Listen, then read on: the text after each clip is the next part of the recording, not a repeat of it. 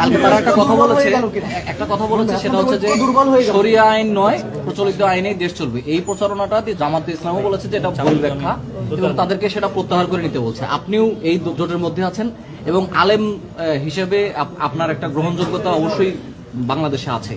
সেক্ষেত্রে এই যে কথাটা, এইটার ব্যাখ্যাটা আপনি কিভাবে দেন? এটা আসলেও ভুল ব্যাখ্যাটা হচ্ছে কিনা, সেটা আপনাদের প্রভাব ফেলবে কিনা আপনাদের উপর এবং জনগণকে? এটা আমি যেটুকু মনে করি যে কথাটার যে বক্তব্যটা মিরে জামাতের পক্ষ থেকে এসেছে, সেই বক্তব্যের মূল অর্থ হলো যে যেই প্রক্রিয়ার মধ্য দিয়ে বর্তমানে বাংলাদেশ চলছে, যেই প্রক্রিয়ার মধ্য দিয়ে নির্বাচন হচ্ছে, যেই প্রক্রিয়ার মধ্য দিয়ে এখন সাংবিধানিক যে বাধ্যবাধকতার মধ্য দিয়ে আমাদেরকে রাজনীতির ধাপে ধাপে অগ্রসর হতে হচ্ছে, এই প্রক্রিয়ার মধ্য দিয়ে এক দফায় হঠাৎ করে একসাথে একদিনেই ইসলামী শরিয়ার পরিপূর্ণ আইন বাস্তবায়ন করা সম্ভব না।